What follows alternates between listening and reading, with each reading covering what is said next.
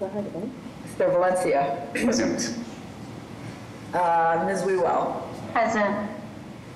Mr. Collins. Present. Ms. Pinato. Present. Okay, the floor is yours, Mr. Stenbridge. Thank you, Madam Chair. With that, we will start with the rediscussions for 11:30 a.m. And I'll just ask, again, if there are any requests for withdrawals or deferrals in this time frame. Hearing none, then we will go to... Madam Chair, we do have a hand raised. Okay. I did ask for raised hands to become a panelist. Michael, do you need to become a panelist, or do you prefer deferral? They might have a deferral or a withdrawal. Can you hear me? Yes. Okay, I'm here to be a panelist. Okay, thank you. Sorry, I asked that in the chat. Sorry. Thanks, That's guys. okay.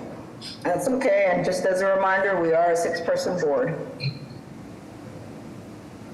So with that, we'll move on to case BOA 1552790 with the address of 226 to 228 Washington Street.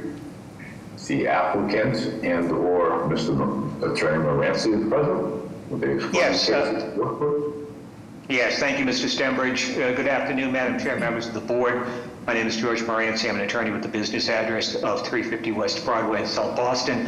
I represent City Realty, who are proposing a new 6-unit residential condominium building at 226-228 Washington Street in Brighton. I'm joined here today by Josh Fetterman of City Realty, as well as by Eric Zackerson, the project architect. The site is currently occupied by a 2-family dwelling on a 7,815 square foot lot within a 2F5000 zoning subdistrict. The site is just across the street, just across Washington Street from St. Elizabeth's Medical Center, as well as several very large residential developments.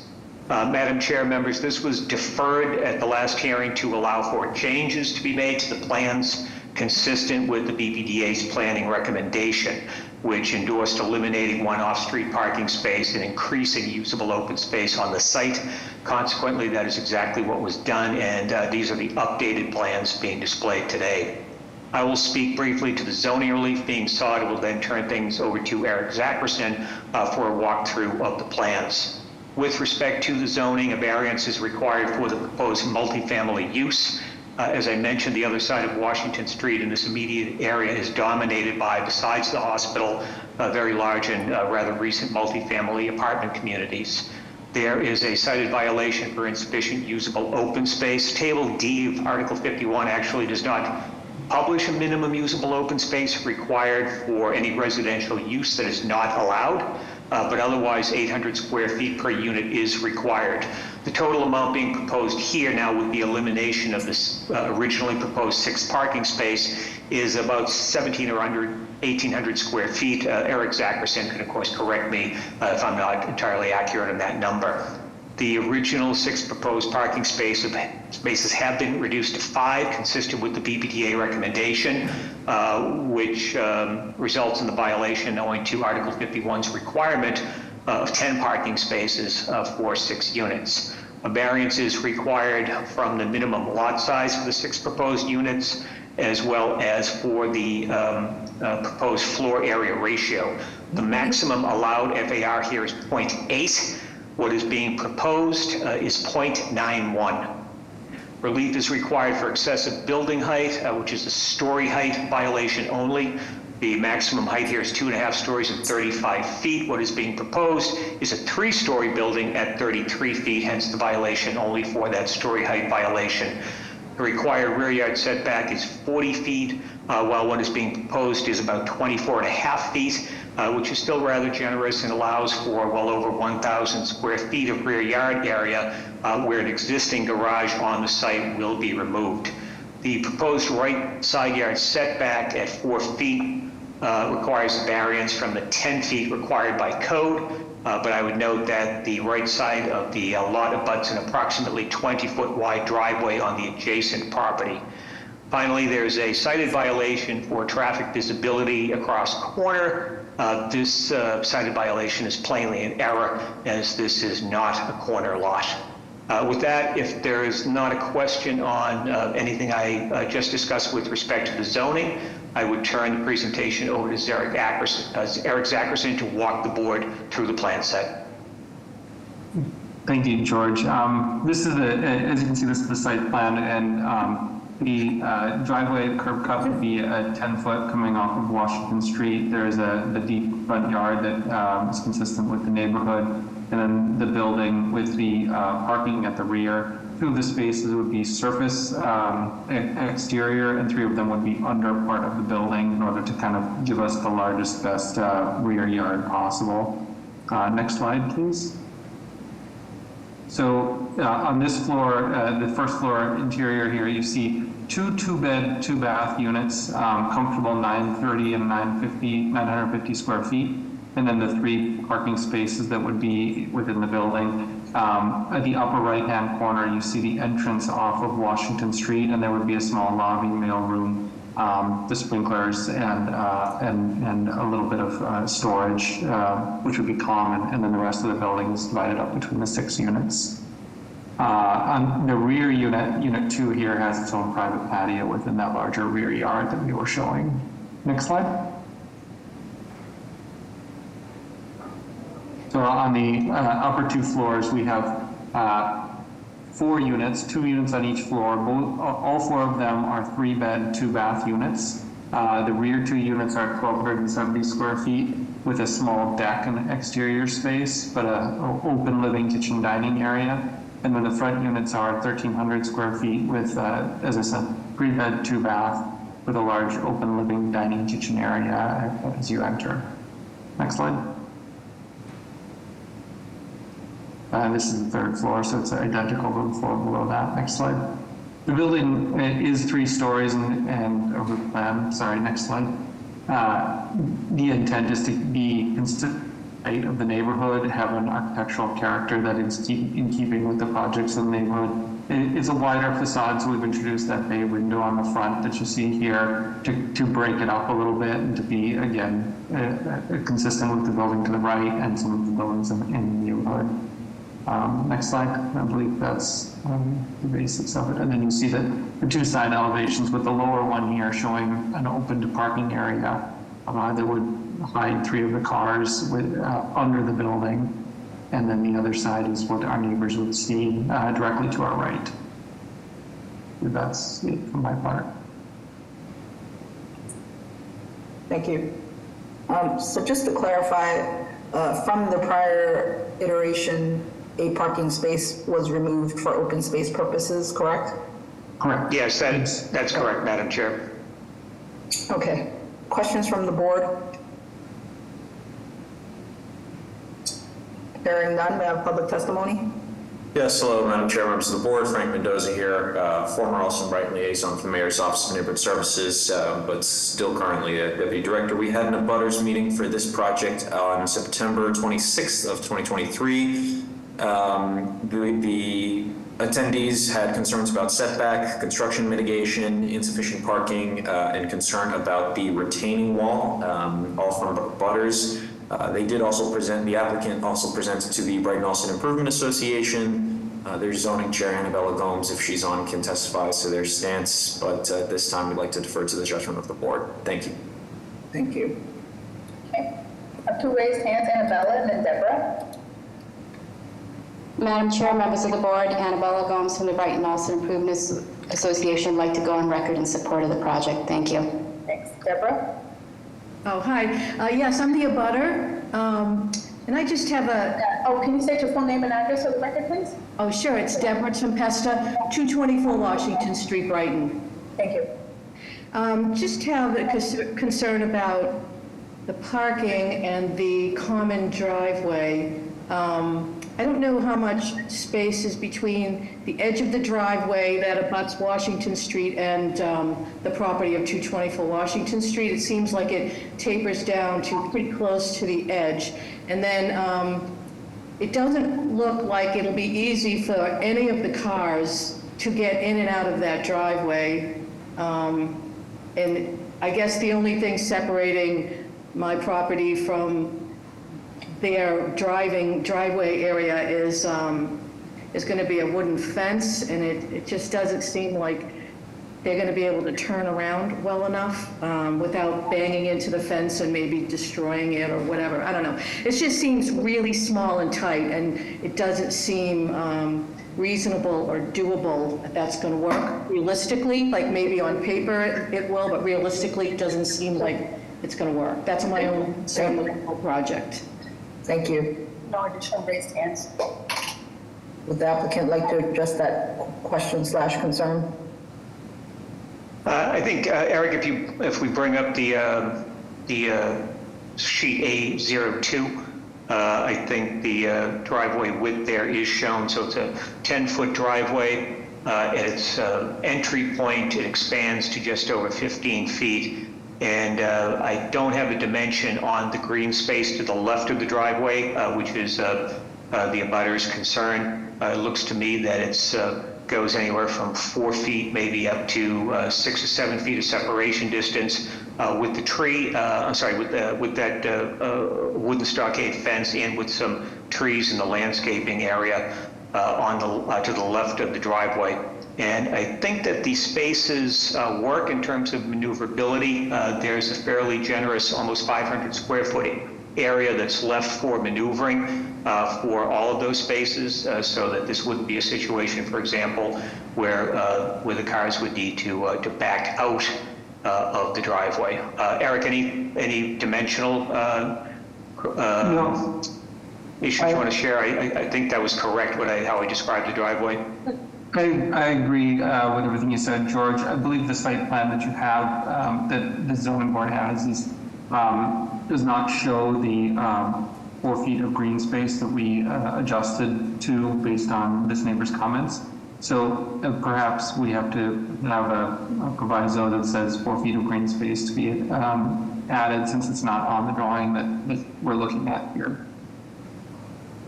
Thank you. Any questions from the board? Yes, Madam Chair, a question for Mr. Hampton from the BPDA. Just to confirm that the recommendation is for this version of the project, or is the recommendation for the previous design?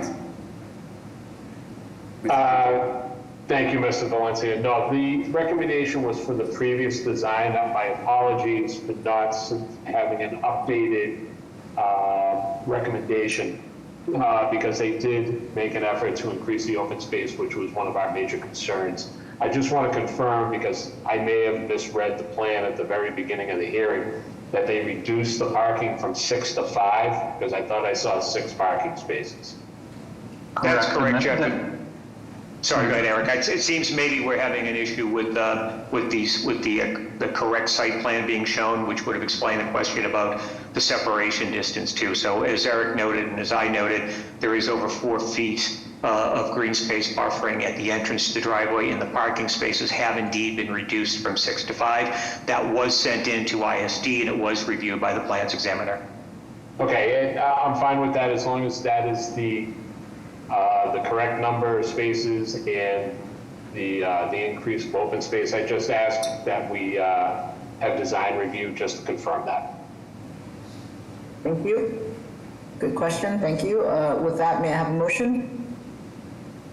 Madam Chair, I would like to make a motion. I think this project has been making improvements. Still, I think they can review and improve the open space. So with that, I make a motion for approval with BPDA review, special attention to reducing and improving parking configuration to no more than 5 parking spaces and decreasing usable open space. Is there a second? Okay, Mr. Stenbridge? Yes. Mr. Valencia? Yes. Ms. Wewell? Yes. Mr. Collins? Yes. Ms. Panado? Yes. Chair votes yes, motion carries. Thank you. Before we continue with the rediscussions scheduled for 11:30, it is after 1 p.m. So I'll first ask if there are any We have one deferral on board. I'll ask if there are any other requests for withdrawals or deferral from the 1 p.m. time frame. 16 High Street, Mr. Stenbridge. So that would be case BOA 1445554 with the address of 16 High Street. Would you explain to the board, please? Yes, thank you, Mr. Secretary. Madam Chair, members of the board, Attorney Ryan Spitz with Adams and Moranci. Business address of 168 8th Street, first floor, South Boston. The reason we're asking here is for a short deferral. We have completed the community process, and due to no constraints on our end, we failed to receive a response from the civic group after months of reaching out, with Mayor's Office of Neighborhood Services being copied within all those emails. And we just received an email approximately about a week and a half ago requesting us to meet in front of them. So in full transparency, we're willing to meet with the civic group to continue and further the community process and listen to their concerns or feedback or comments. So again, we have a date of meeting with this group on April 17th. So we'd ask for a short deferral, please. Okay, thank you. Samantha? Madam Chair, we have a date of May 7th. Perfect. Okay, with that, may I have a motion? Motion to defer to May 7th. May I have a second? Mr. Stenbridge? Yes. Mr. Valencia? Yes. Ms. Wewell? Yes. Mr. Collins? Yes. Ms. Panado? Yes. Chair also votes yes, the motion carries. See you then. Any further requests for withdrawals and deferrals from the 1 o'clock time frame?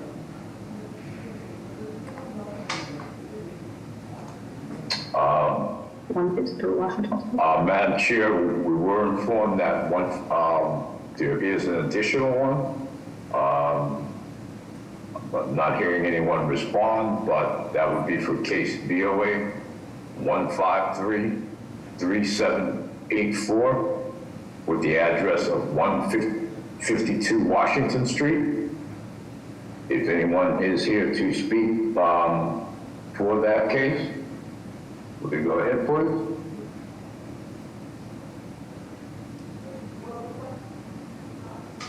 Samantha, do you want us to make a motion or just wait until 1? We can make a motion because we received notice of this, Madam Chair. Okay, is this for deferral or withdrawal? This is a deferral, and the date that we have for this is April 30th. So with that, I will make a motion that we defer this case to April 30th. There a second?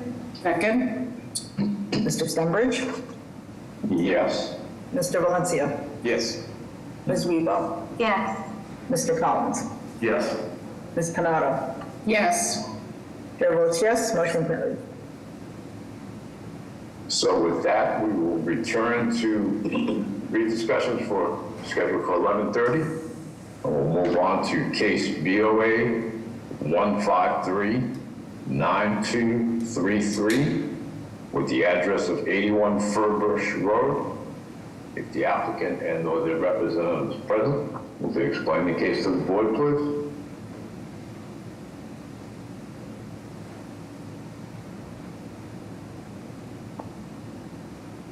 Is that you, Shirley, or?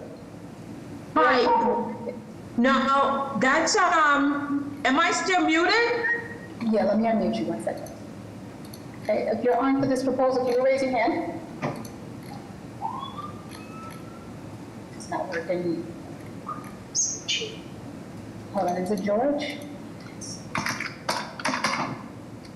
You're clicking now, or just I'll type it. Hello, can you hear me? Yeah, Musa, are you on for this proposal? Hello, can you hear me? Yes. My name is Musa Bishwadi, 64 Crocker Ave, Franklin, Mass. I'm here with my mother, Nada Bishwadi. She's the owner, 81 Furbush Road, West Roxbury, Mass. Perfect. Wait, will you be presenting on this? I believe the contractor was supposed to be on to present. I believe put in a message saying his mic wasn't working. I have the paperwork in front What's of. his name? Jessica, the ambassador can look Is for it it. George? Yes. Yeah, George Moranci. He was on. I don't know. That's not George Moranci. Oh, I'm sorry. I misread. It's, the contractor has on Is this my, Enrique? Enrique, yes, yeah. Okay. My apologies. Alright. Let's see.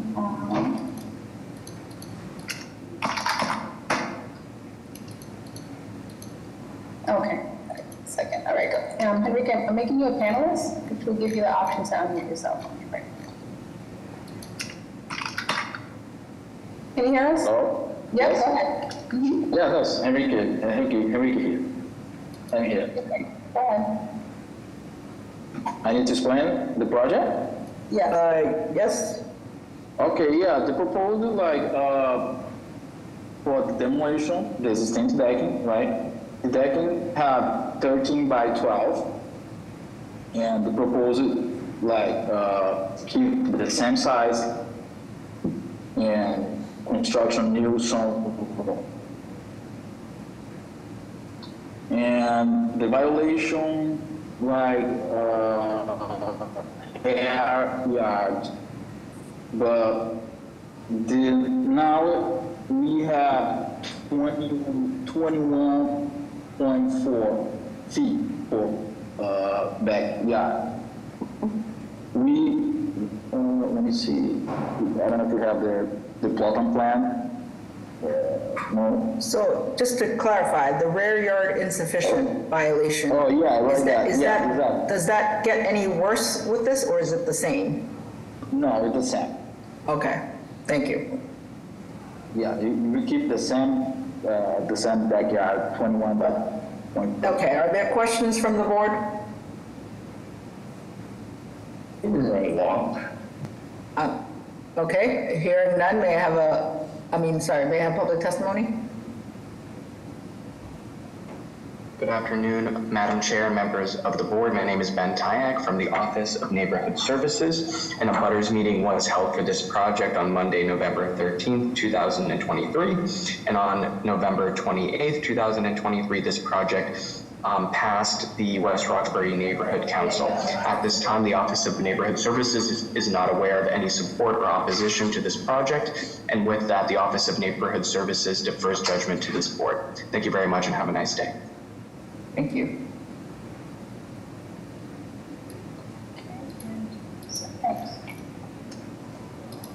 Any other raised hands? No, just the applicant. No. Okay, with that, may I have a motion? A motion approved. May I have a second? Second. Mr. Stenbridge? Are you on mute, Mr. Stenbridge? Not anymore, yes. Okay, thank you. Mr. Valencia? Yes. Ms. Wewell? Yes. Mr. Collins? Yes. Ms. Panado? Yes. Chair votes yes, the motion carries. Next, we have case BOA 149. Or the permit that they approved. Yeah. Now we can apply for. I'm gonna do Jessica, can you confirm? Yes, I'm not sure please. who that is. Thank you. Please proceed. We have case BOA 1498625 with the address of 4 to 6 Milton Avenue. If the applicant and or their representative is present, would they explain to the board, please?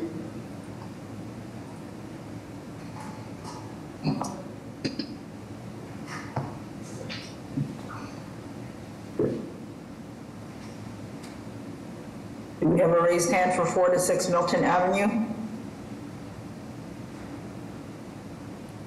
No, I don't see a hand raised. Okay, let's keep going and we can circle back. With that, then, we go to case BOA 1479078 with the address of 841 Columbia Road. If the applicant and or representative is present for this case, would they explain to the board, please? Yes, we are, Mr. Secretary. Good afternoon, Madam Chair, members of the board. Attorney Matt Eckel with Fletcher Tilton with a business address of 100 Franklin Street on behalf of the applicant. Also with me is William Lee from Monty French Design Studio, the project architect. The proposal before you this afternoon is to combine 2 existing lots and erect a new residential building with 6 units and 5 parking spaces. I just want to clarify for the record, it was advertised as 6 parking spaces, but in working with the BPDA, we are now proposing 5 spaces. This allows for some increased green space on site and also complies with the BTD's recommended guidelines because we are in very close proximity to JFK UMass MBTA station. The project is designed as a home ownership condominium project and includes 1 voluntary affordable unit. That's unit 102, which is a 1-bedroom unit on the first floor, which is also an accessible unit and has private access to a patio in the rear. The application was previously deferred to allow for plan revisions in accordance with the BPDA's recommendation. As such, we eliminated living space from the basement because this is located in a coastal flood resilience overlay district, as well as that removal of 1 parking space for the total of 5 as previously mentioned. Just to give a little bit of background on the site currently contains a large garage structure right on the rear property line, containing about 8 garage bays. The site previously operated as a cab stand many years ago, but that garage has fallen into a state of disrepair. The site currently is almost entirely paved, which allowed for maneuverability of those cabs and vehicles with a small landscaping buffer around the perimeter. Most of that, however, is overgrowth that needs to be invasive species removed and new landscaping implemented. Part of this project would be to implement that full landscape plan, which is going to provide a natural buffer to the surrounding properties and increase the actual usable open space on the property. The zoning subdistrict is a 3F5000, and as mentioned, we are proposing to combine 2 lots to create essentially a double lot, which would have just over 7,000 square feet at 7,098 square feet. The surrounding properties are a mixture of commercial and residential uses. There's a number of triple-decker style buildings directly to our left specifically, as well as some multifamily residential housing buildings across the street and further down Columbia Road. Just to walk quickly through the floor plans, the lower level, as mentioned, removed all living space, so that is now common storage and mechanical space. The first floor will contain the main entry as well as 2 units. Unit 1 is a 2-bedroom, 2.5 bath with a rear deck, and that's just over 1,100 square feet. Unit 2, which is the proposed affordable unit, is a 1-bedroom, 1 bath, again with access to that rear deck. That'll be accessible and affordable. Going up to the second floor, we're proposing 2 units. Unit 3 is about 1,080 square feet at 2 bedrooms, 2 baths. And Unit 4 is just over 1,200 with 2 bedrooms and 2 baths as well. And then the third floor is essentially a mirror image of the second floor with 2 additional units, both 2-bedroom, 2-bath units. Just to run through the zoning violations we were cited for, it is a 3F district, and as mentioned, we're proposing 6 units. However, based upon the fact that it is a double lot, we feel this density is appropriate. We're also seeking relief for an FAR violation. 0.5 is allowed, and we're proposing 0.96. But once again, with the double lot and the neighborhood context, the average FAR in this area is approximately 1. We're proposing the 0.96, so we're slightly below average, but would still need that relief. We were cited for height. It's a 2.5-story district. We are at 3 stories, but again, there are a number of triple deckers with similar heights, and we do comply with the foot height allowance. We're also seeking relief for front and side yard violations. However, we did move the building. We pulled it as far forward as possible and to the left to give our abutters in the rear and the right as much of a buffer zone as possible. And we're also seeking relief for parking. As mentioned, we are down to 5 spaces. Technically, 1.25 spaces is required per unit. We had previously proposed 6, so we were cited for that, but now in working with the BPDA, we are down to the 5 spaces. Finally, we do have a frontage violation. You're required to have 50 feet. We front on a private way, which you can see there in the kind of dark gray. So we technically have no frontage because we're on a private way, but we do have access off Columbia Road, as you can see there at the top of the screen. This project went through an extensive community process, both with the abutters and the BPDA. It resulted in a number of changes, including a reduction in units, square footage, the elimination of previously proposed roof decks, increased rear and side setbacks, as I previously mentioned, and landscaping provisions and plan, which you can see in greater detail here on the site plan. We are proposing really landscaping around all four sides of the property. Overall, we believe the proposal is consistent with the city goals to encourage infill development and create new housing, and in this case, we're actually replacing an underutilized and abandoned commercial property, as mentioned, with those garages. With that, I'll pause and take any questions or comments from the board. Thank you. Any questions from the board? Hearing none, may I have public testimony? Madam Chair, members of the board, Connor Newman with the Mayor's Office of Neighborhood Services. At this time, the Mayor's Office is going to defer to the judgment of this board. Some background information on the community process. ONS hosted an abutters meeting on June 29th of 2023. 7 people were in attendance. 1 vocalized their support. Another did vocalize some concerns regarding parking. The applicant went on to meet with the Civic Association, the Columbia Savin Hill Civic Group. They voted to oppose this project 13-7. We received 4 letters in opposition and received 24 letters in support. With that, we'll defer to the board at this time. Thank you. Thank you. I have a few hands here. I'll go with William and then Jay Finn. Hello, thank you. No, my apologies. I was trying to join. Architect, I think. Okay, sorry about that. Okay, Jay Finn? Yes, hello, can you hear me? Yes. Good afternoon. My name is Finn Gavigan. I am a direct abutter. I live at 50 Mosley Street. I've been participating pretty actively with the Civic Association concerning this since this was first proposed. My position is that I'm all for progress. The JFK T-stop is very close to this area, and I'm all for having additional housing in the area. My position, though, is that this is not the right spot for it. It is basically a back parking lot. There is one road, basically a 1-lane road going in and out of this location. I provided a letter basically detailing my position on this, and I don't want to waste more time. But my position is basically it's a safety concern. They're not able to get, they basically have to wedge a fire truck in there to be able to access this spot. There's no secondary exit. It's just the one way in and out. And also just given the congestion of the area as it is, I just don't feel that this is an appropriate place for this. In addition, the parking lot as it is owned by the developer. And right now, my understanding is that their tenants utilize that for parking. That parking lot is generally about half full. I know their position in the past has been that no one has quote unquote permission to use it, but ultimately those individuals would have to go somewhere else. But ultimately that's my position. That's it.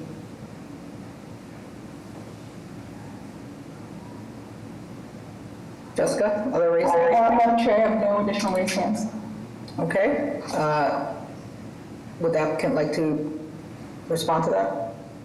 Sure, Madam Chair. So just a little bit more background. So no one does have permission to park on that lot. That's part of why we are trying to develop this lot and bring some home ownership units that'll have more oversight, because we are aware people come and go, and it's unfortunately impossible to monitor 24/7. So we know the cars do come and go, but no one is losing specific deeded or included parking spaces if no one has access to it or shouldn't.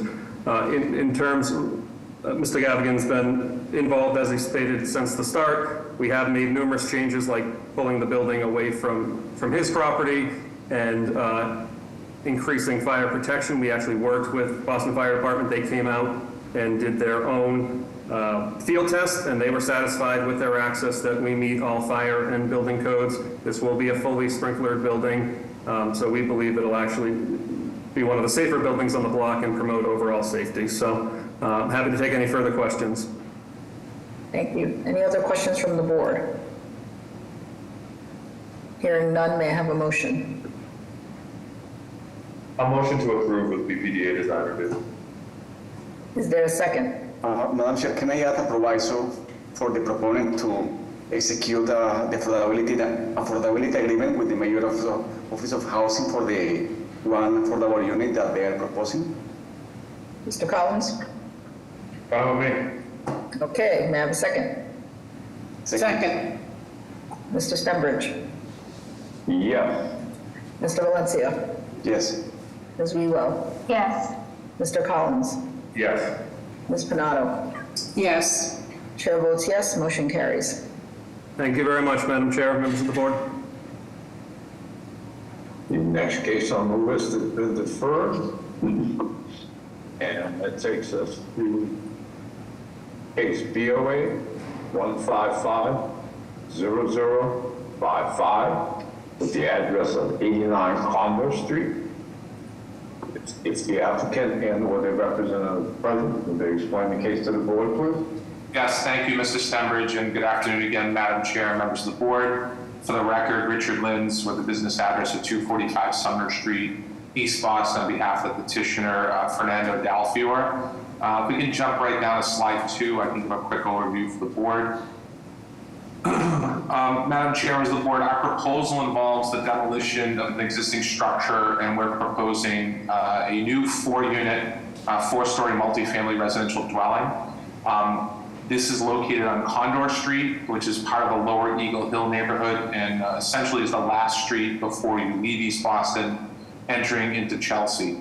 With me today, I also have Eric Zackerson, who's our project architect, and I'll bring him on in a moment just to talk a little about the building program. But just for context, as you can see in this photo, this area has seen a good deal of newer, higher density development, and the recommendations for the new zoning for Plan East Boston recognize that. This is currently located in the 2F 2000 zoning district. Under Plan East Boston, the recommendation actually creates 2 new zoning districts in the immediate vicinity of this property. The first is we call the EBR4, and the other, which is located directly across the street, is waterfront mixed use. The waterfront mixed use district will actually allow heights up to 5 stories and increased density. The EBR4 on our side of the street actually will allow heights up to 4 stories and again, increased density as well with no maximum FAR. If we can jump down to the next slide. Actually, go to slide 5, please. Go to slide 5. So showing a street view, you can see some of the mix of types of uses. We have industrial uses on the left side of Condor, and then some higher density residential, newer residential on the right side. There are a number of existing single, 2-family, multi-family homes along this corridor of Condor Street, and our proposal would be somewhat more in alignment with current recommendations for zoning than in the past zoning. Next slide, please. Again, our zoning district, as I said, is the 2F 2000 district. That is recommended for change. You can see our lot size is pretty typical for the lots immediately left and right for us. Under new zoning, however, there are a number of changes which would eliminate the violations that we would be seeking relief for today, as this project was filed under the existing Article 53. So for example, the building height is cited as being excessive for this project. 2.5 stories, 35 feet is what's currently allowed. 4 stories, 50 feet will be the new zoning regulation that will permit a higher building on this site. We would comply with that as we would be under the 50-foot maximum that would be permitted. With respect to FAR, we are allowed to have an unlimited amount of FAR to new zoning. It is limited to 80% of the lot area currently. So again, that is a new item that will eliminate any violation in the future for this site. For use, maximum of 2 units is currently allowed on the site under current Article 53. The recommended change to the zoning would allow for multifamily use, and this use would be permissible as a matter of right under new zoning. For off-street parking, the new zoning actually eliminates the requirement for 1 to 3 units. The requirement for off-street parking does not kick in until you get to a 4th unit, and I'm sure the board is likely to be interpreting this at some point in the future because of the requirements to add parking once you reach the 4th level. We are proposing 2 parking spaces That is a modification of an original proposal. We had more parking on site. We did hear from the community that the way we were aligning our parking was not something that was viewed as favorable, so we did make some changes to the project for that. The two other metrics that are operable in this district, which won't be operable across the street, ironically, are lot coverage and permeability.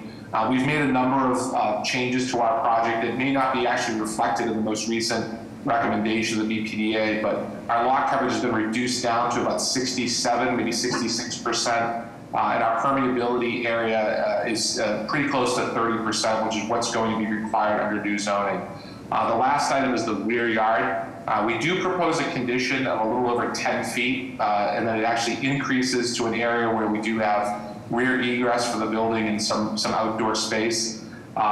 The requirements would be 1/3 of the lot depth. However, I would point out to the zoning board that the new recommendations from Planning East Boston continue to have the exception for shallow lot. This being a shallow lot would allow us a reduction as well in the rear yard setback. If we want to jump down to the floor plans, we can run through the units, layouts, and sizes. Actually, let's stop at the rendering. Go back one there. One more back. So Eric, I don't know if you want to just jump in real quick and give us a quick overview of what we're looking at here for purpose of the rendering.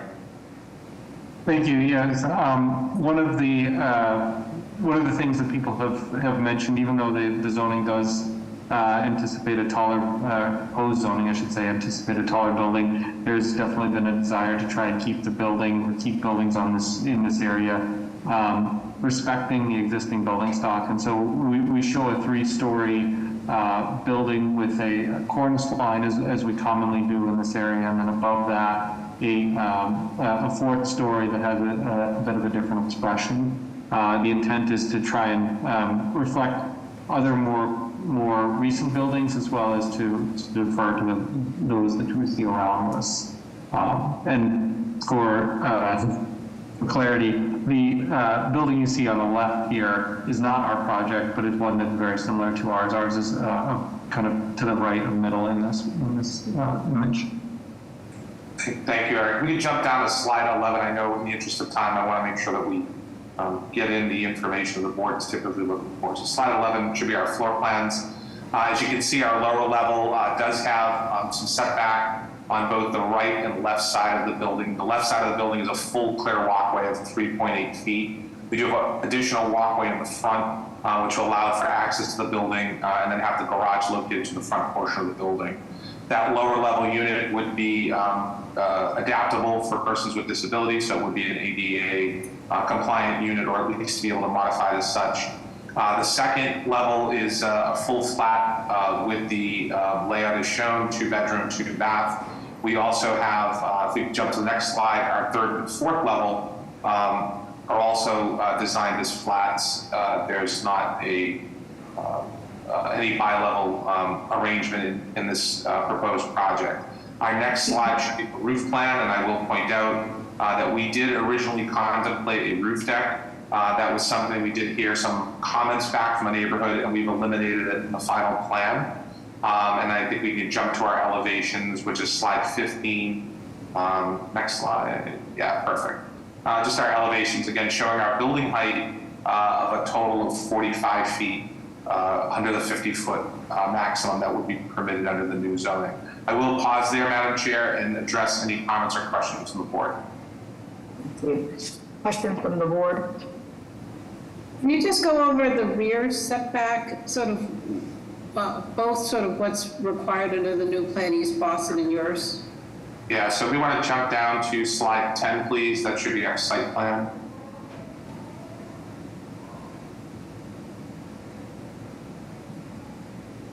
Yeah, so for the furthest point of the building through the chair, Ms. Panato, we are showing a 10.8 foot setback, and there's an additional 7 feet. So the back of our building, or at least looks like maybe 2/3 of the back of our building, is about 17 feet from the rear yard.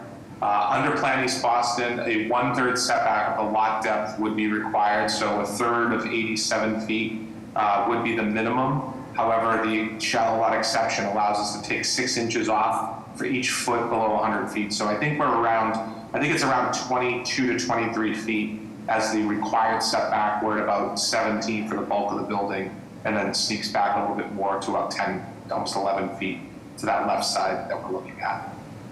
Okay, thank you. And the lot coverage, I think I heard you say was 66%, and what's required is? Yeah, 60, I'm at about 66 and change. The required is 60. I think we've tried to work that a little bit more. We did create this walkway in the front, which we can include as part of our permeable area. We might be able to gain a little bit more by way of open space and then reduce that lot coverage a bit.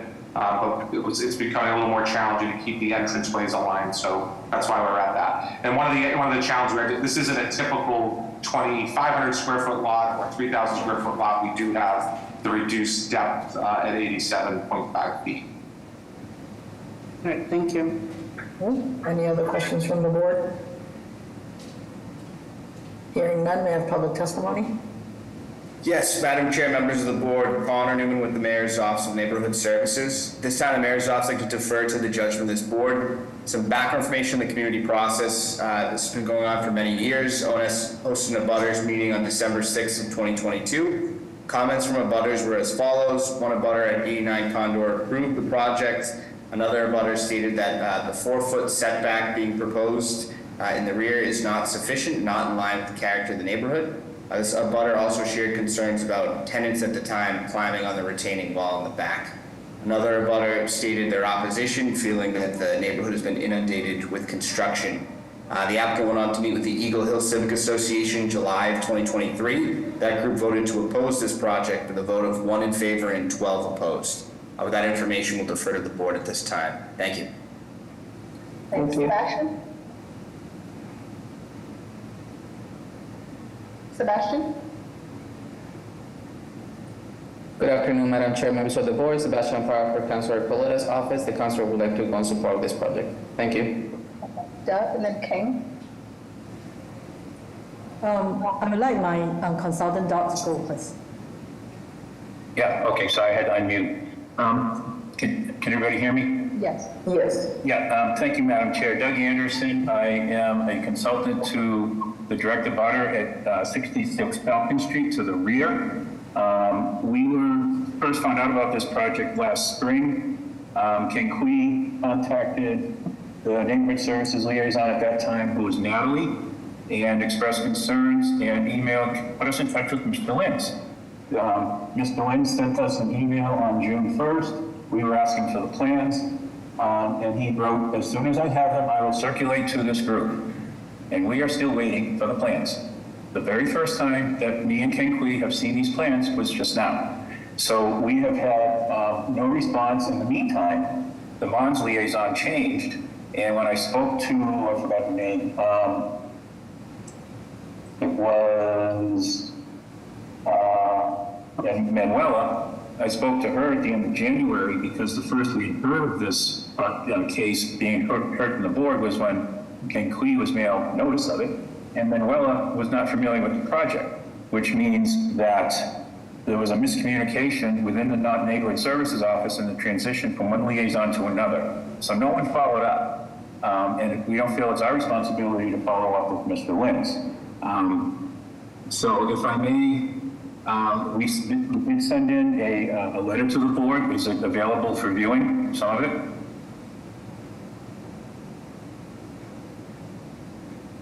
It won't be pulled up, so you should proceed. Okay.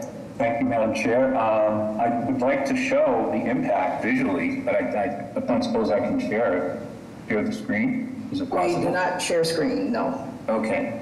The letter was dated January 28, 2024 in an email to the Board of Appeal. Did the staff of the board not forward it to the board members? Mr. Anderson, if you wish to comment on it, please feel free to. Yes, we have it in the record. It is in the record, but you can comment here. She's a direct abutter. She lives on the second floor of the triple decker to the rear of this building. She has a water view, which is pretty rare in the city. And this is a working class neighborhood. So, you know, there's a lot of people with water views that these 4-story buildings, frankly, are blocking at this point.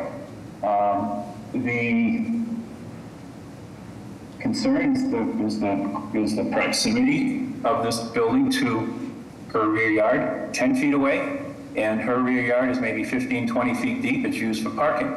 That's a very, very close proximity, and that's a terrible concern. The four-story development to the right that was pointed out blocked what she had a view of, the Chelsea Street Bridge. This building at 4 stories is going to block more of her view. Sure, it's the salt piles and the ships, but there's a lot of ship traffic, and she enjoys just watching that type of activity. And the only other question I would have is that Mr. Lynn keeps making reference to the new East Boston zoning. As the board probably knows, there's an effort underway to rezone the entire city, and I don't see any probability of the BPDA approving the new East Boston zoning while that effort's underway. So I think it's relatively, I don't even think it's appropriate. So we would like the board to take action so that Mr. Lins and his proponents can meet with Ken Kui and meet to discuss her concerns. But again, she's a direct abutter. Thank you. Any other raised hands? I can respond, Madam Chair. Anna? Yeah. Yeah, let me go through the public comment first. Thank you. Anna? Yep, I'm also a direct abutter at 66 Falcon in the rear, and I wanted to express similar to concerns to those that were mentioned. I also did go to the neighborhood meetings and expressed concern over the proximity to the rear yard and also the extensive retaining wall that's there and future access for maintenance. And Mr. Lynn said that he would follow up and talk about maintenance agreements, and I never heard from him. So we also just think it is a little too close for comfort to our property, and I agree with what Doug said, that there's a lot of reference to new zoning, but we don't know when that new zoning would potentially take effect, so it doesn't seem appropriate. Thank you. I know. Well, she just spoke through her. Yeah, I figured her hand was raised. Bolton. No additional raised hands. Okay. Can I hear from BPDA first and then Mr. Lins?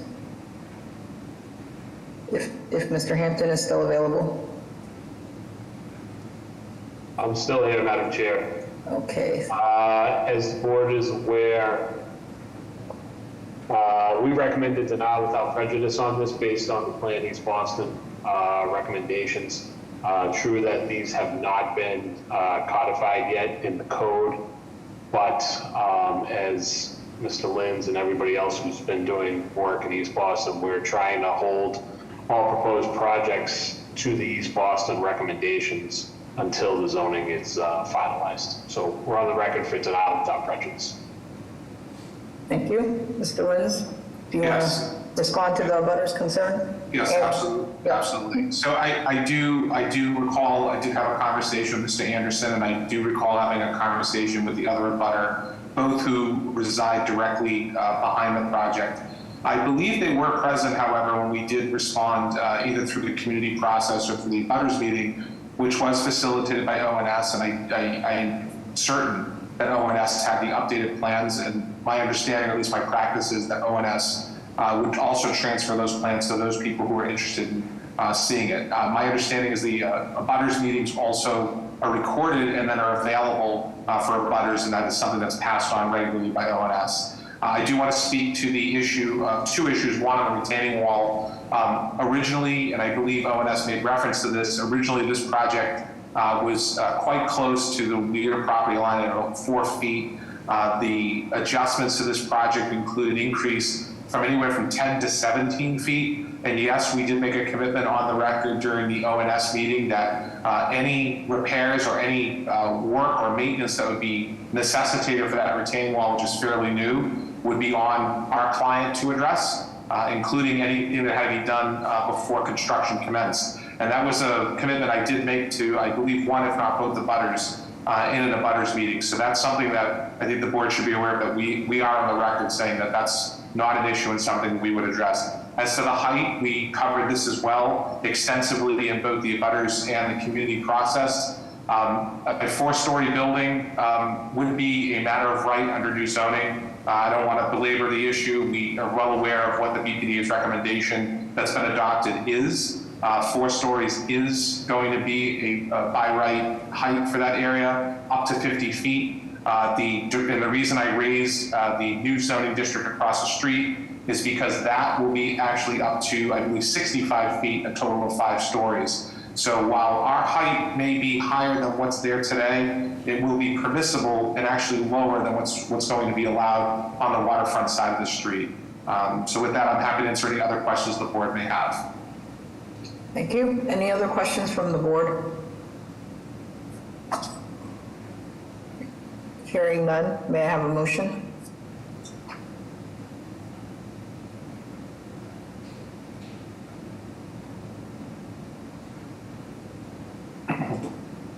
I will put forward a motion of denial without prejudice. I agree with the BPDA assessment on the setbacks.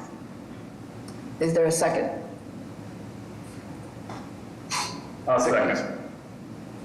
Mr. Stenbridge? Yes. Mr. Valencia? Yes. Ms. Wewell? Yes. Mr. Collins? Yes. Ms. Panado? Yes. Chair votes yes, motion carries. Thank you very much for your time. Have a good day. Thank you, Madam Chair. And with that, Madam Chair, we will return to 4-6 Milton Avenue and see if there is anyone present to represent that.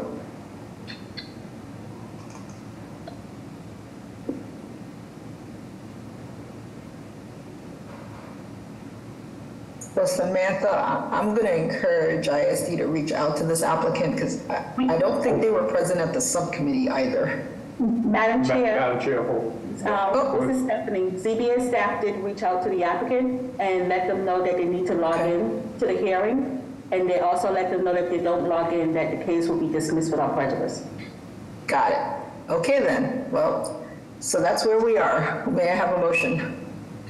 Motion to dismiss the case without prejudice. Consistent language, deny without prejudice, please. To deny without prejudice? That's what, is there a second? Second. Okay, Mr. Stenbridge. Yes. Mr. Valencia. Yes. Ms. Wewell. Yes. Mr. Collins. Yes. Ms. Panado. Yes. Chair votes yes, motion carries. So with that, we move forward to the hearing scheduled for 1 p.m. We asked before, but we'll ask again if there are any requests for withdrawals or deferrals from this time frame.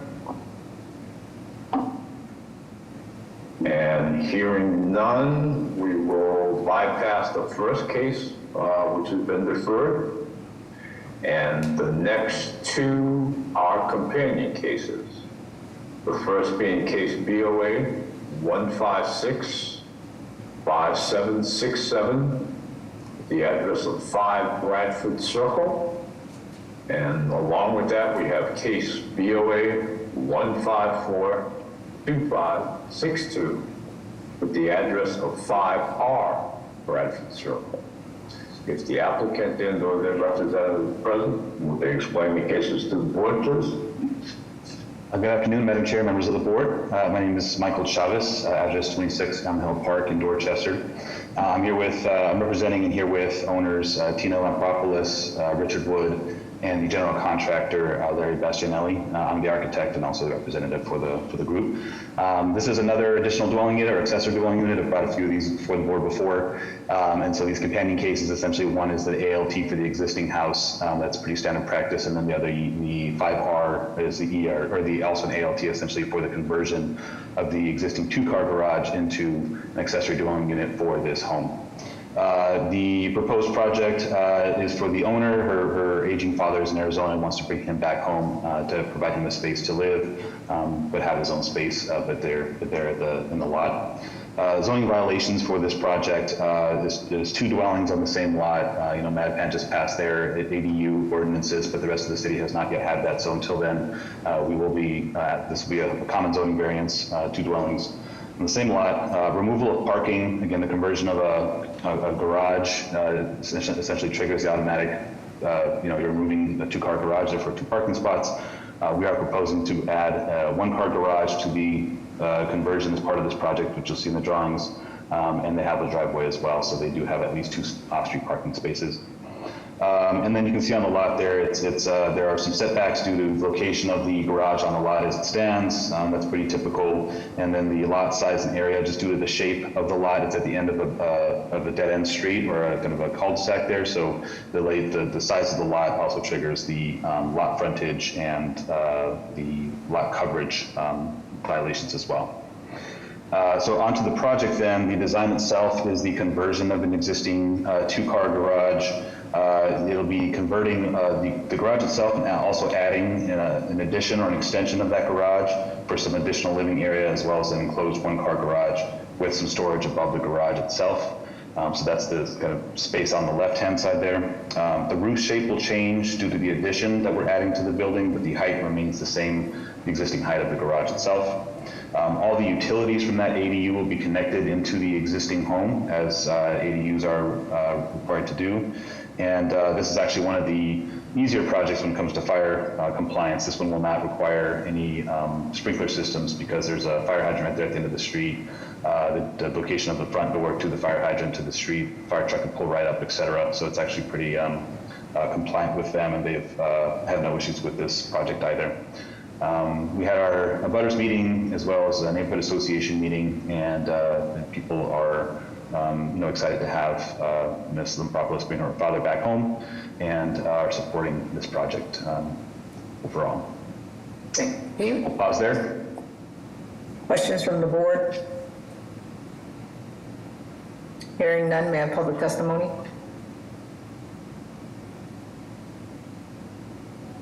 Madam Chair, members of the board, Connor Newman with the Mayor's Office of Neighborhood Services. At this time, the Mayor's Office would like to defer to the judgment of this board. ONS conducting a butters meeting. The applicant was able to answer questions that residents had regarding timeframe of construction, as well as some questions regarding if this would be rental or owner occupied. The community process was completed with that. We don't have any records of any letters in opposition or in support at this time. With that, we'll defer to the board. Thank you. Thank you. Okay, and raise hand, Christine? Okay, How about Mr. Cruz? Yeah, go ahead, Mr. Cruz. Good afternoon, Madam Chair, members of the board. This is Gabriel Cruz from Councilor Capen's office. Councilor would like to go on record that he's in support of this project. Thank you. Thanks. Thank you. And Christine, looking to give testimony here? No, sorry, just the owner. I just wanted to raise my hand in case anybody had any questions or comments for us. Thank you. And no additional raised hands. Okay, with that, may I have a motion? Motion to approve. Is there a second? Second. Mr. Stenbridge? Yes. Mr. Valencia? Yes. Ms. Wewell? Yes. Mr. Collins? Sorry, Mr. Collins? Yes. Ms. Panado? Yes. Chair votes yes, motion carries. Good luck. Thank you, Madam Chair, members of the board. Have a good day. Next, we have case BOA 1556702 with the address 29 Stanton Street. The applicants and or their representative explain the case to the board, please.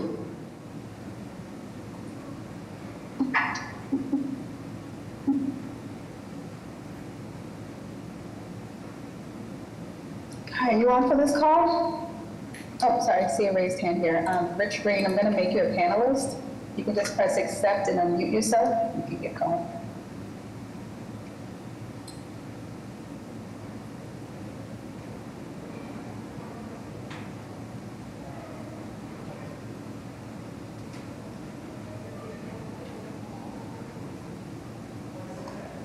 Are you on? Yeah, we can hear you. Go ahead. I'd like to say hi to Madam Chair and the members of the board. This is my first rodeo, so if I'm a little discombobulated, please forgive me. So I am so happy to be here.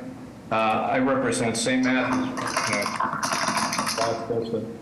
and we have been here for serving our clients, those that need food in Dorchester for over 40 years.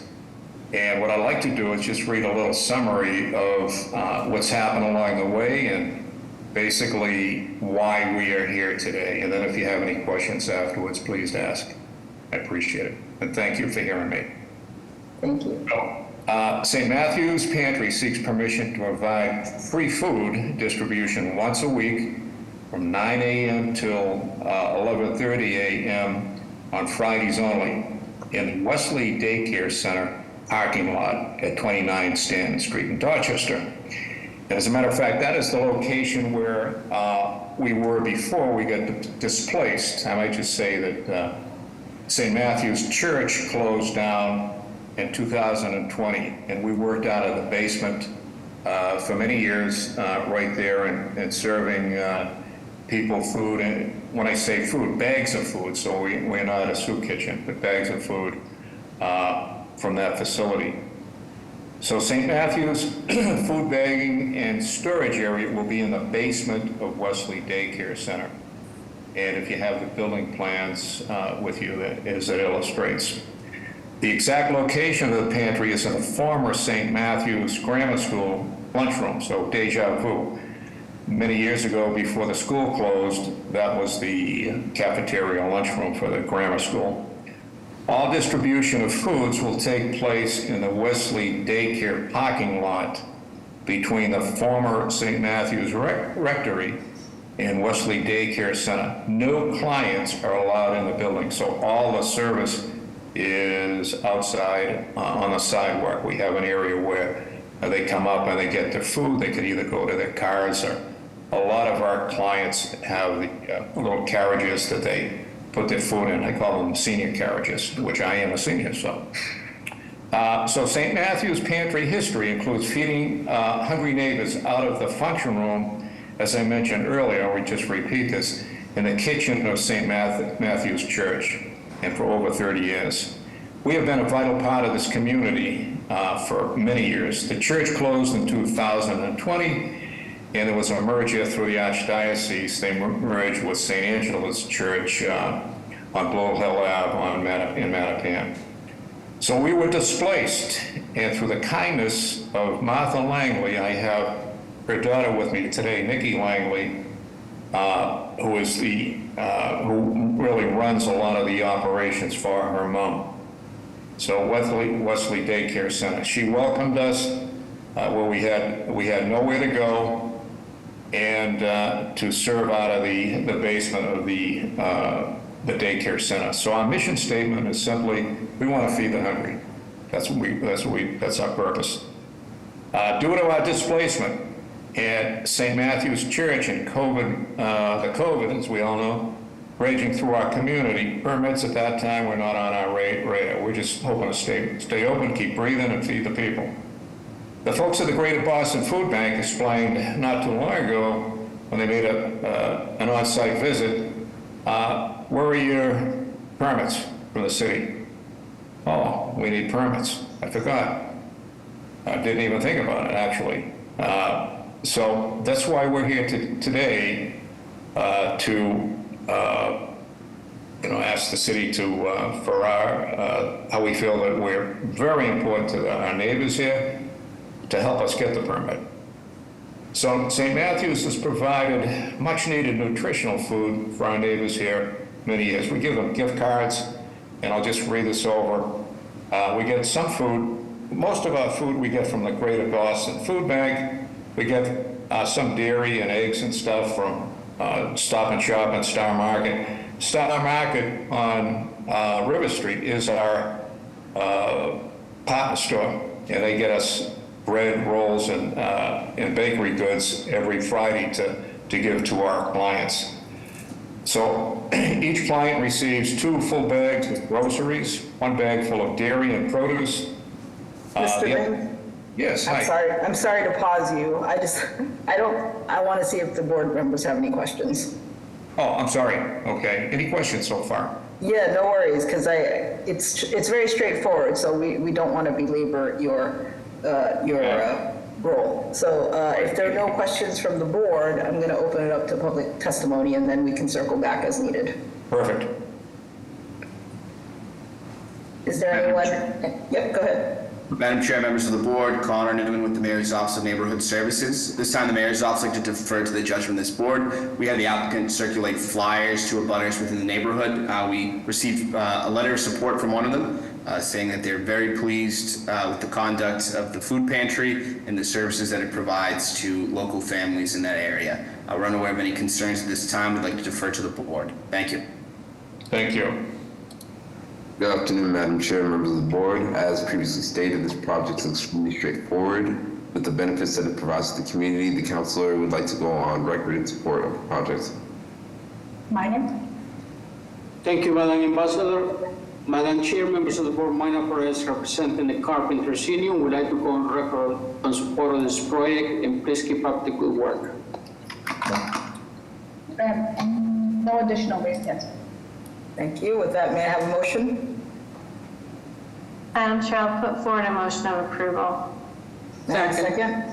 Thank you. Mr. Stenbridge? Yes. Okay, Mr. Valencia? Yes. Ms. Wewell? Yes. Mr. Collins? Yes. Ms. Panado? Yes. Chair votes yes, the motion carries. Good luck and thank you. Thank you, Madam Chair and board members. Next case has been deferred, which takes us to the last case for the day, which is case BOA 1514573 with the address of 31 Marine Road. If the applicant and or their representative is present, would they explain to the board, please? George? George, the applicant, you're muted.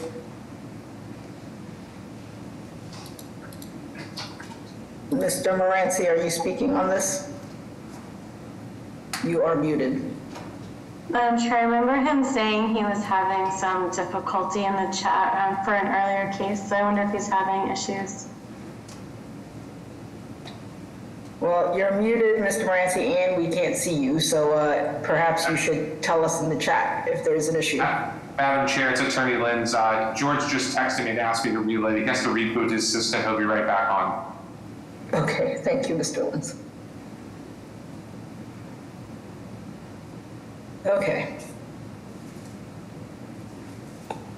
Well, why don't we take a 5-minute break while he does that?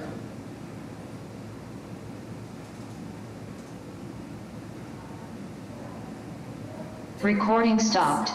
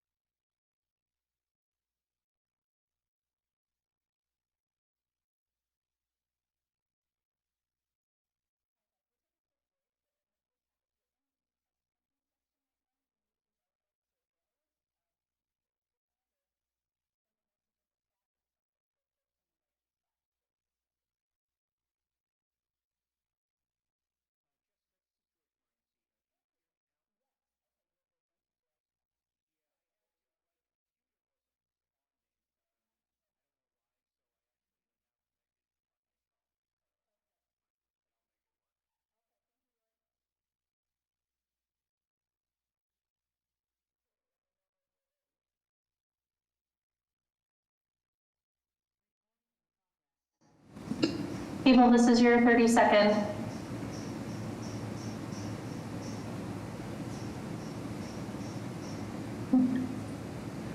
Jessica, are you all set? Yes, thank you. Madam Chair, the floor is yours. Okay, let's do roll call. Mr. Stenbridge, Present. Mr. Valencia. Present, sorry. Thank you. Ms. Wewell, Present. Mr. Collins, Present. Ms. Panato. Present. Okay, back to you, Mr. Stenbridge. Thank you, Madam Chair, and we will return to case BOA 1514573 with the address of 31 Marine Road.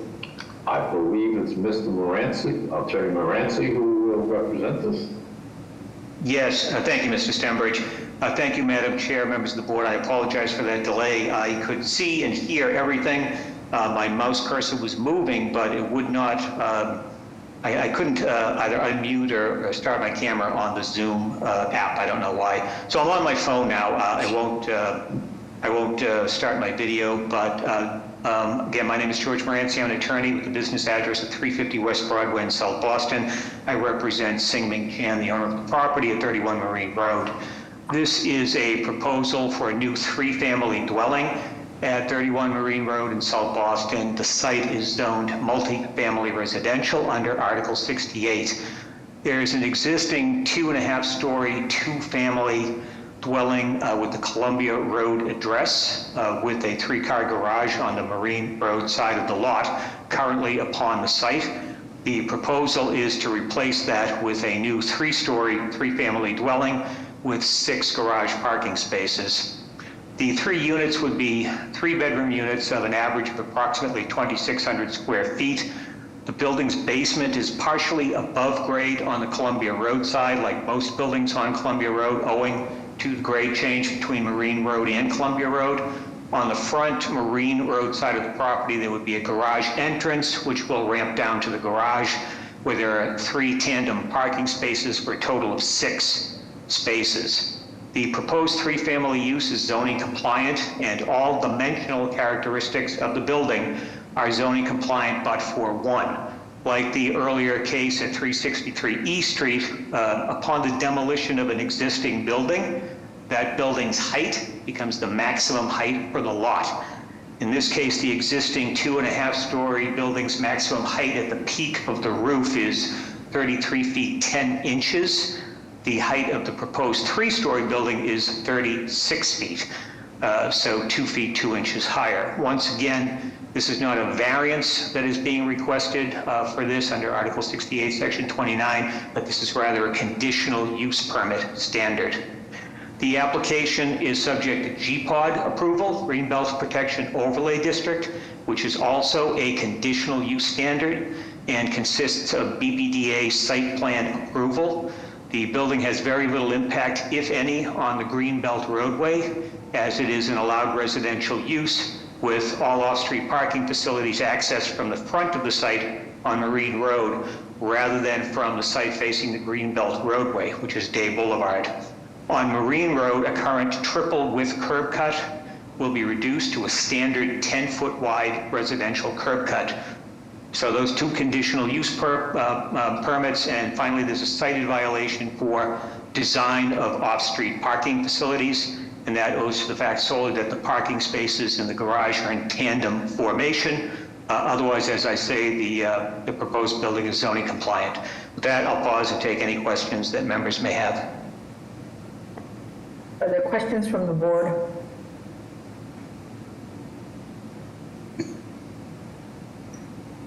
Okay, hearing none, may I have public testimony? Yes, Madam Chair, members of the board, Connor Newman with the Mayor's Office of Neighborhood Services. This time the Mayor's Office would like to defer to the judgment of this board. Some background information on the community process. So an abutters meeting was hosted by ONS on December 7th of 2023.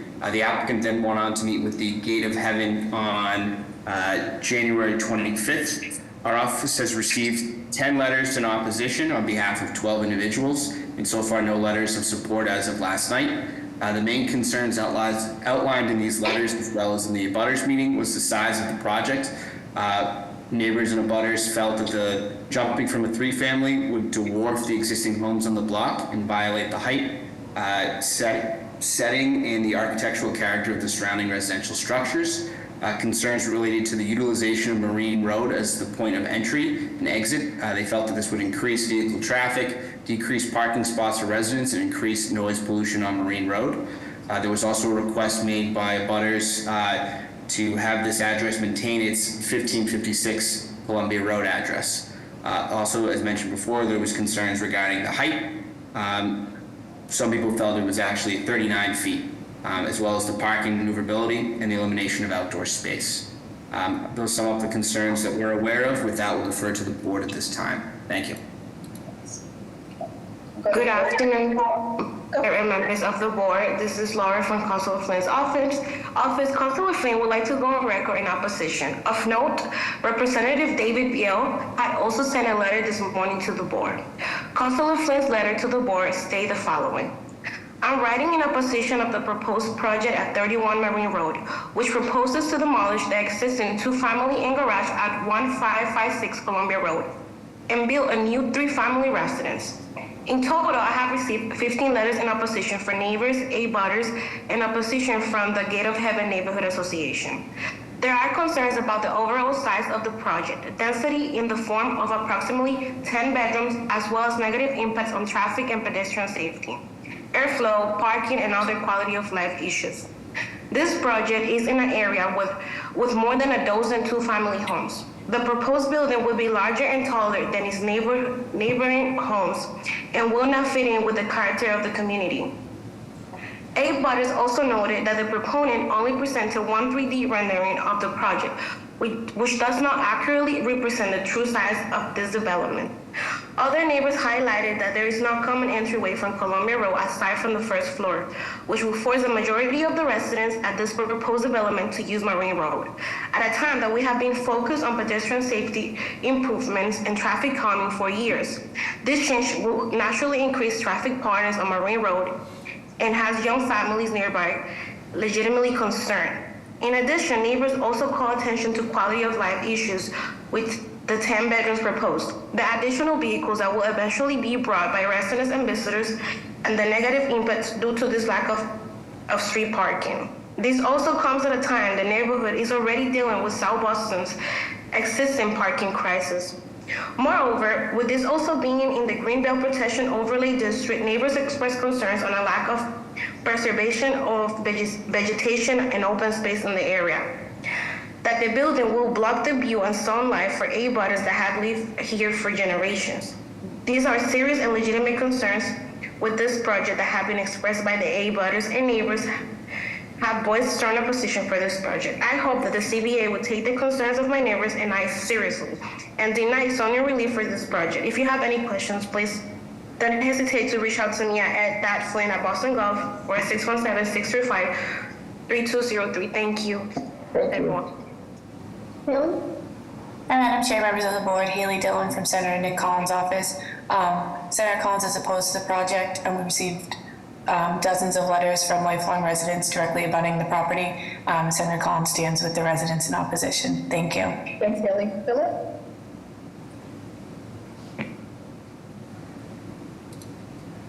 Oh, Philip?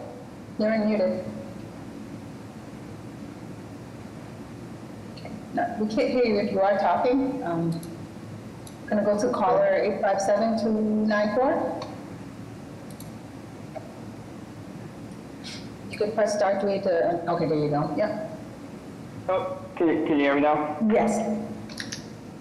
Okay. Thank you very much for your time, and I appreciate Nick Collins and Ed Flynn reaching out, as well as David Beal. This is Philip Burke. I live at 20 Marine Road, which is directly across the street from the rear of 56 Columbia Road. Just to back up to what the attorney George said, is he's not actually being truthful in the true height variance that it's proposing. What I think they're doing is they're trying to change the address to 31 Marine Road so they can get the additional grade on the height of the building. So really, when you measure it apples to apples from 1556 Columbia Road, it's 33 foot 10 as it stands now, and they're proposing to go up to 39 foot 6, increasing approximately 6 feet, and that's without the mechanical structure that's going to be on top of the roof. So again, the size of this project, it's just completely dwarfs the current and surrounding homes. It doesn't fit in with the look of the neighborhood. The 12 to 15, two-family homes that are on Columbia and Marine Road. It's a lot of just, two families there. They've in no way depicted what the actual, size of this project is going to be. They have one rendering that with a building that's completely blocking, what the actual size that would be. So we don't really know what this is going to look like. My understanding that Article 68 states that the height, siding, and architectural character should, remain intact of the surrounding buildings, and this project ignores kind of all three of those. Again, there has never been a 31 Marine Road ever. Since, looking at the city's records, this 1556 Columbia Road has been in place since, 1905, 120 years ago. There's never been a 31 Marine Road. I don't see, the point of, I don't see. We will circle back to the applicant on those questions. Thank you. Madam Chair, I have no additional reasons.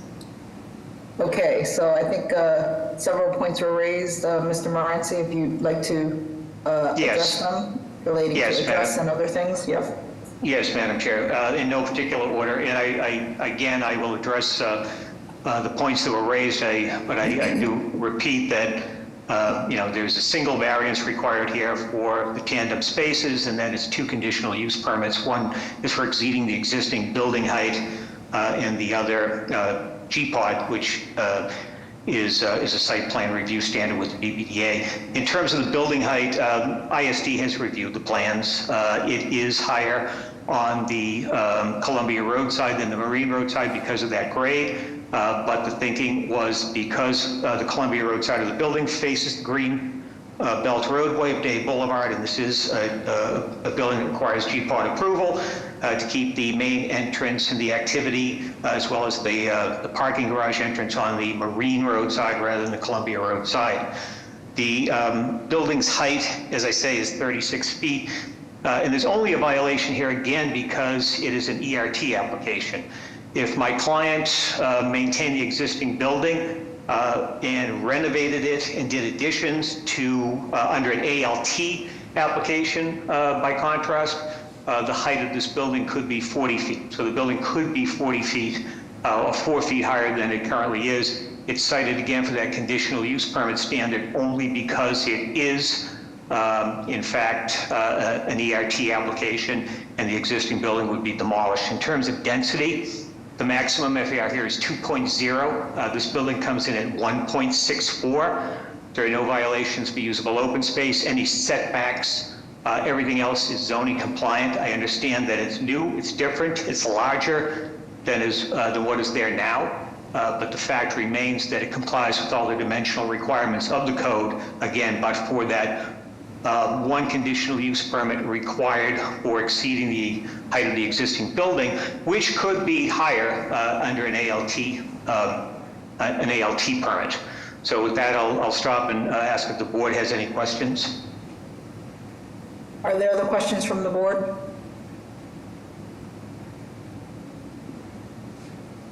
Okay. Hearing none, is there a motion? I feel this is largely zoning compliant, so I will make a motion for approval with BPDA's design review. Is there a second? Second. Mr. Stenbridge? Yes. Mr. Valencia? Yes. Ms. Wewell? Yes. Mr. Collins? Yes. Ms. Panado? Yes. The chair votes no, but the motion carries. Thank you. Thank you, everyone. All right. See you next time.